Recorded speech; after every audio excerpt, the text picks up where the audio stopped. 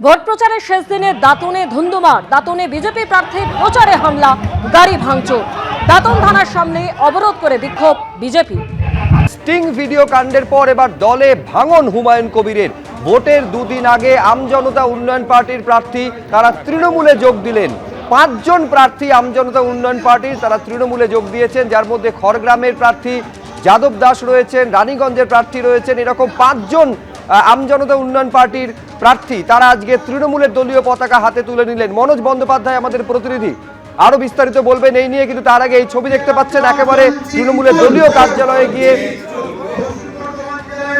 নরেন্দ্রনাথ চক্রবর্তীর উপস্থিতিতে, পাণ্ডবেশ্বরের যিনি তৃণমূল প্রার্থী তার উপস্থিতিতে 5 জন আমজনতা উন্নয়ন পার্টির প্রার্থী তারা যোগ দিলেন তৃণমূল কংগ্রেসে।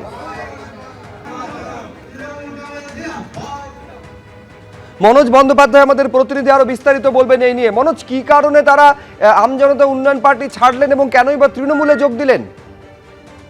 দেখো সুব্রজিৎ, যেটা জানা যাচ্ছে বা যেটা তৃণমূলের যে জেলা কার্যালয় এবং জেলা সভাপতি নরেন্দ্রনাথ চক্রবর্তী, যিনি নিজে পাণ্ডবেশ্বরের প্রার্থী, এবার তার হাত ধরে 4 জন, রানীগঞ্জের রাহুল ঘোষ, রুবিয়া বেগম দুর্গাপুর পূর্ব, বারাবণীতে অদ্বৈত দাস এবং পাণ্ডবেশ্বরের জুবেদ শেখ, এই 4 জনই আমজনতা উন্নয়ন পার্টির প্রার্থী এবার নমিনেশন ফাইল করেছেন এবং এই 4 জনই আজকে তৃণমূলের পতাকা ধরলেন। এবং তাদের যেটা বক্তব্য, যে তাদেরকে ভুল বুঝিয়ে নিয়ে যাওয়া হয়েছিল, তাদেরকে ধর্মীয় একটা বিষয় বলা হয়েছিল, বাবরি মসজিদের বিষয় বলা হয়েছিল এবং সেই কারণে তারা চলে গেছিলেন। এবং যখন তারা বুঝতে পারলেন যে সংখ্যালঘু ভোট ভাগ করার চক্রান্ত চলছে এবং বিজেপির মদত রয়েছে, তারপরেই তারা সেই ভুল বুঝতে পেরে তারা তৃণমূলে ফিরে এসছেন। এবং তারা আজ থেকেই বা গতকাল থেকেই তারা বলতে শুরু করেছেন এলাকায় যে আর তো প্রার্থী পদ প্রত্যাহার সম্ভব নয়, কিন্তু তাদেরকে যেন কেউ ভোট না দেয়, তাদের ভোটটা যেন তৃণমূলকে দেওয়া হয়, এমনটাই তাদের দাবি।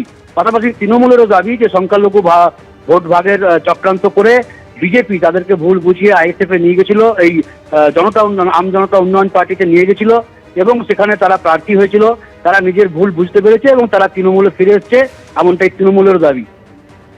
বেশ মনোজ, আপাতত তোমাকে ধন্যবাদ। একেবারে নরেন্দ্রনাথ চক্রবর্তী তার উপস্থিতিতে দেখতে পাচ্ছেন যে তারা তৃণমূলে যোগদান করেছেন। অন্যদিকে কাটোয়ার যিনি বিদায়ী বিধায়ক রবীন্দ্রনাথ চট্টোপাধ্যায় তার উপস্থিতিতে আমজনতা উন্নয়ন পার্টির প্রার্থীরা তারা দল ছাড়ছেন এবং তৃণমূল কংগ্রেসের দলীয় পতাকা হাতে তুলে নিচ্ছেন। কথা বলবো রানা দাস, আমাদের আরেক প্রতিনিধি এই মুহূর্তে আমাদের সঙ্গে রয়েছেন।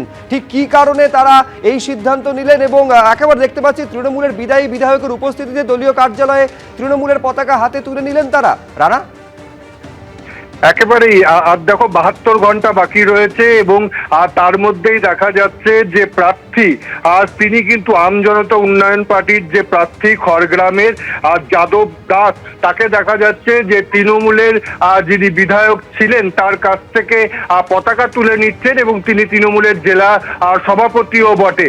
এবং সেখানে এই প্রার্থীকে বলতে শোনা যাচ্ছে যে আদর্শ মেনে তিনি এই পার্টিতে গিয়েছিলেন, আর সেখানে কিন্তু সেই আদর্শ তিনি দেখতে পাচ্ছেন না, তাই তিনি তার পুরনো দল তৃণমূলে ফিরে এসছে। অর্থাৎ আমজনতা উন্নয়ন পার্টি তিনি খড়গ্রামের একজন প্রার্থী এতদিন ধরে প্রচার করে এসেছেন, এবার তিনি বলছেন যে তিনি এবার তৃণমূলের হয়ে ওই খড়গ্রামে প্রচার করবেন এবং সেখানে লিফলেট বিলি করে তিনি বলবেন যে তাকে আর কেউ যেন ভোট না দেয়, তার ভোটটি যেন তৃণমূলকে দেয়া হয়। ঠিক এই কথাই বলেছে এবং তৃণমূলের তরফ থেকে রবীন্দ্রনাথ চট্টোপাধ্যায় সেই একই কথা বলেছে যে এই প্রার্থীকে প্রচার করতে হবে যে তিনি আর আমজনতা পার্টির নির্বাচনে তিনি প্রার্থী তিনি থাকছেন না, তিনি তৃণমূলে যোগ দিয়েছে এবং তৃণমূল প্রার্থীকে তার ভোটটা দেওয়ার জন্য আবেদন করবে। ধন্যবাদ রানা।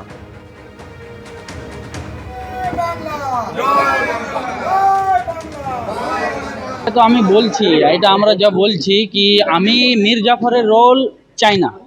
আমরা মুসলমান ভোট, তারাও আমার অনেকজন हिंदू वोट আছে, वोट আমরা काटवर चाहे ना जिससे बीजेपी को फायदा हो, वो हम लोग नहीं चाहते हैं। ऑल इंडिया तृणमूल कांग्रेस ही एक विकल्प है जो बीजेपी को हराने का दम रखता है। ये जे यूपी पार्टी 4 तारीख का बाद कहाँ जाएगा किसी को कुछ नहीं मालूम, ये सिर्फ वोट लेने के लिए राजनीति में आया है। নমিনেশন করা হয়েছে, হ্যাঁ হ্যাঁ, তাহলে কিভাবে মানুষকে বলবে যে তোমরা প্রার্থী নাও? আমার যা আছে আপনারা পৌঁছাবেন, আপনি কোন দলে ছিলেন আগে? আগে আমজনতা উন্নয়ন পার্টি। এবিপি আনন্দ এগিয়ে থাকে, এগিয়ে রাখে।